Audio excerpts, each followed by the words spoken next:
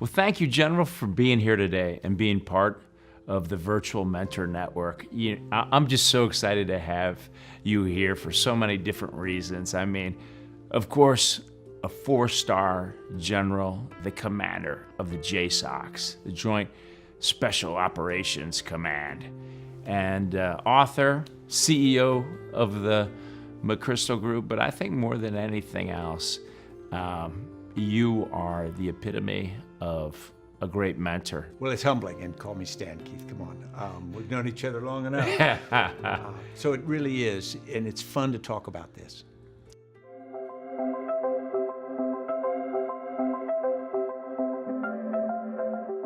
So tell me about somebody that you mentored, mentee, and the impact that you had on this person's life, and what was your objective? Tell me a little bit about that, Stan. Yeah, usually you want to mentor people who are already motivated. You don't want to look and see yourself and create a little Stan McChrystal or a little Keith Krach. Mm-hmm. What you want to do is find somebody who has potential and interest, but could use some additional insights. And so I've had the opportunity to work with a number of young officers. There's a system in the military called the aide de camp, where you have someone who assists you.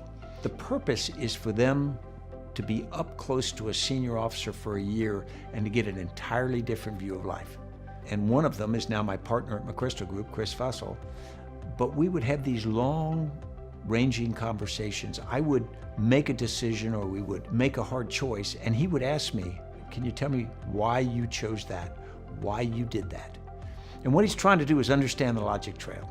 And we'd go back and I'd take him through, okay, here's what I was thinking, here's what I knew, here's what I didn't know, boom, boom, boom. Sometimes it'd say, Chris, I don't know if we got it right, but here's what I was trying to do, and here's the maybe interpersonal factors of different people that I was trying to work with and why I did it that way.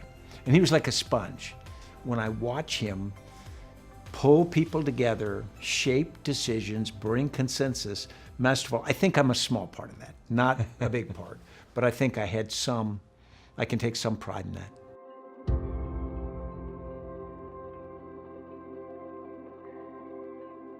If you could pick anybody to mentor you who hasn't yet, past, present, or future, who would that be and why? Wow. Somebody who went through an extraordinarily difficult time of getting elements to work together.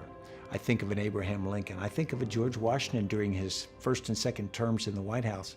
I think of people who had to navigate very contentious times with maturity, with wisdom, but not with knowledge, because very few of them had the right answer. Mm-hmm. We're always searching for the right answer, but the ability to pull people together, to bring the disparate views, to get something that can work, that's the kind of person that I would love to have whispering in my ear. Because as soon as you think you've got the right answer, you're sunk. Because that surety, that overconfidence, that arrogance is, in my mind, self-defeating. It doesn't mean you should lack confidence in life or lack confidence in yourself or conviction to a cause, but it means that once we think we got it all figured out, we are almost certainly going to be disappointed. And that is just such a powerful concept. Somebody who's not afraid to challenge the status quo, somebody who can inspire a shared vision, somebody who doesn't have all the answers because it's in the middle of a transformation.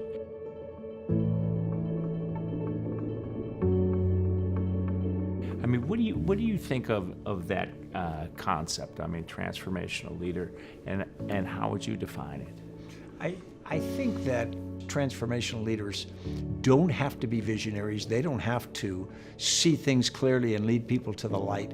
What they have to do is motivate people to understand we've got to move, and we've got to move toward the light. And that means we'll have to search for it. We'll have to figure out the right way. But you're asking people to accept the risk, accept the uncertainty, accept the hard work of moving off the status quo. That's a huge challenge.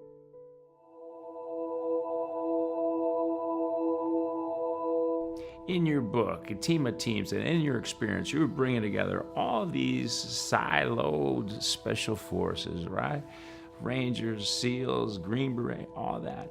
And one of the things I believe is that that diversity of thought is a catalyst for genius and the secret sauce for building a high-performance team. I mean, what do you think about that when, in terms of what you've seen and maybe an example of that?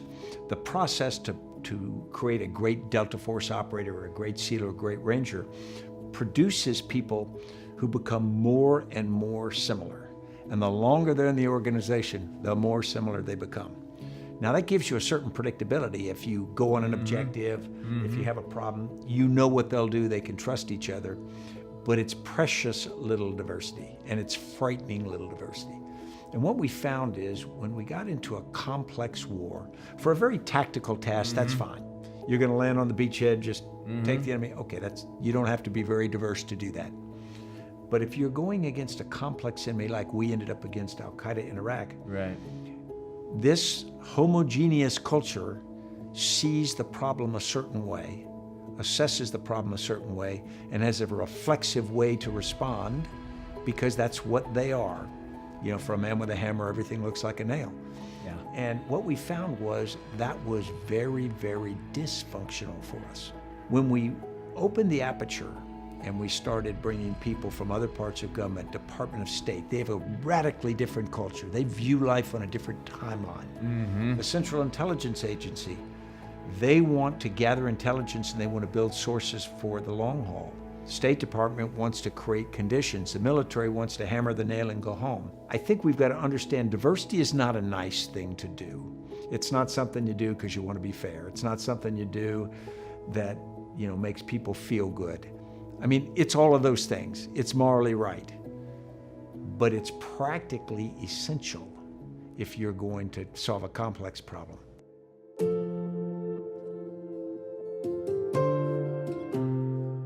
So think of the key leadership characteristics: courage, integrity, respect, right? Fidelity to principle. I mean, there's a laundry list. And then multiple mentors. What do you think are some of those key characteristics? So when I think about leadership now, and it's funny because my thinking on leadership has evolved quite a lot, particularly with the writing of this latest book, because I used to think that you became a great leader. You had certain values, and then you developed certain traits or behaviors that allowed you to be a great leader. You learned to communicate well, you cared about people, you were personally courageous, all of these things. And therefore, if Keith Krach is all of these things, has the right values and those behaviors, wherever you go, you will just sort of emanate leadership, and the brightness of your leadership will influence and make things and people better. And now I don't believe that. Now I believe that leadership is much more complicated, complex than that. In fact, that leadership is an interaction between the leader and the followers, and then a whole bunch of contextual factors, which means that the leadership that might allow one person to walk into a certain situation, act a certain way, and be effective can be completely incorrect and unsuccessful in another situation with a different group of followers or as time evolves. And so I think that leaders have got to first understand that they are leading in context. They are leading in a moment with certain followers, with certain needs and whatnot. And so if their mission is not to be a great leader, but to help the organization, then their leadership, how they interact, needs to be humble enough to constantly shift with the needs of the moment. Boy, I tell you, I couldn't agree with you more. You know, and just to kind of like simplify your point, you know, a lot of young guys will say, well, what's a better leadership style? A consensus-oriented leader? Or, you know, more autocratic leader? And I always say both. It depends on the situation and the nuance and that range.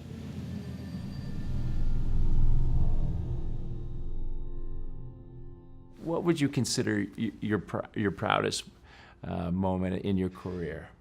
I think it's probably the same as yours, Keith. There are a number of moments when the organization you're a part of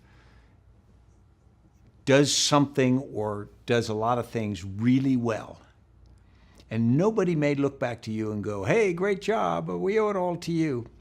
Because they don't owe it all to you, but you know you had some piece in that.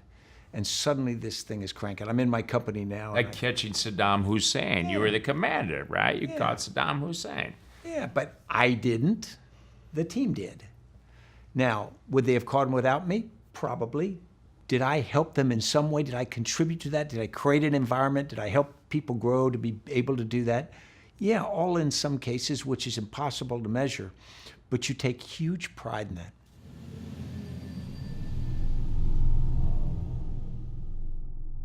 Looking back on your career, what would you consider maybe your biggest failure or your biggest missed opportunity? Yeah. I mean, I had a lot of them. I would say there's a case that's tactical that I had British Special Air Service people working in Iraq, and we worked together for several years. And they did an assault on an objective, an Al-Qaeda in Iraq objective one day. And they started taking intense automatic weapons fire from this building. And as they should have, they brought in an AC-130 gunship and they leveled the building. Right answer, completely. The next day, there were accusations that civilians were killed in the operation. And I don't think that was true, but we investigated every accusation to make sure that we either prevented or knew. So I implemented an investigation. About 3 weeks later, the same organization is doing another assault on a target against an Egyptian bomb maker, a really bad character. They landed the helicopters and they started toward the building, and I'm watching again, and I see the flashing on the screen. You know it's automatic weapons fire. And I said, whoa, all right. And I'm waiting for them to level the building. And they don't. They attack the building head on. And I'm watching this going, what? And they pull 4 of the operators, Brit operators, away wounded. Fortunately, none were killed. And I am beside myself. I said, have they lost their minds? Why don't they level that building? And they attacked it again. They eventually took it. I said, why did they do that? What had happened was, when I instituted the investigation, my American units all knew that it was just standard operating procedure to investigate anything. The Brits didn't. They thought General Stan, one of two things, either didn't trust him anymore because he's investigating them, or he doesn't want them to use AC-130 gunships. So they're trying to do what they think I want at great cost. And the entire fault of that was mine for not communicating. You're going to investigate somebody, tell them why. Be transparent, say, here's the background, here's the concerns and whatnot. Wow, that's an amazing story. And what's interesting is it comes down to a simple leadership principle that you've used millions of times, and that is telling people the why.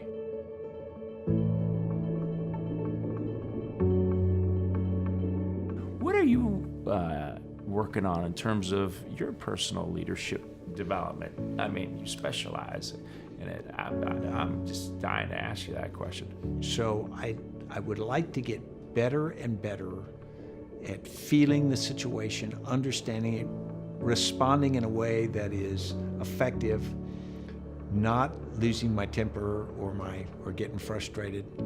I think that's how really effective leaders are going to do it in the years ahead, particularly as it gets faster moving and more complex, because the idea that you are going to be the expert in everything is impossible unless you've got a tiny little organization that does one thing and does it repeatable forever.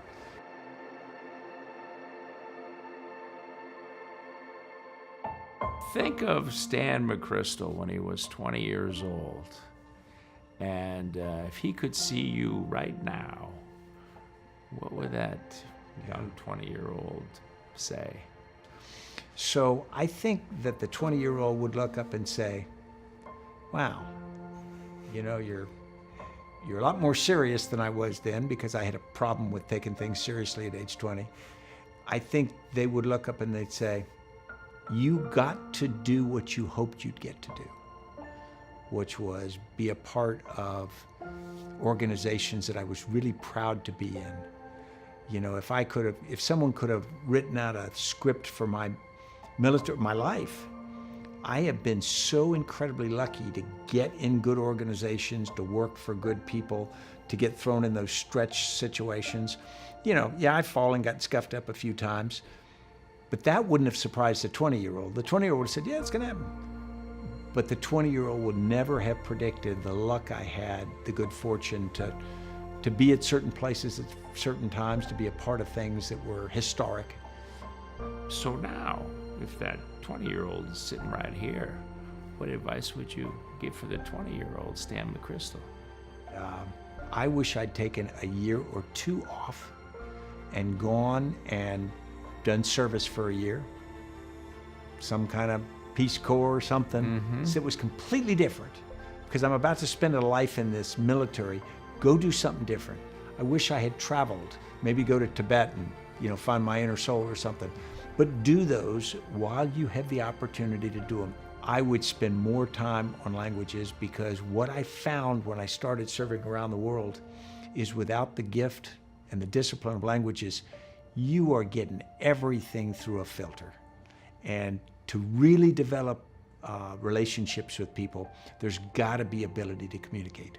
I remember we would go on objectives in Iraq, and we'd go and there'd be shooting, and you get there and there'd be women and children on the objective sometimes afterward, and everybody's talking. And we can't understand them, and they can't understand us.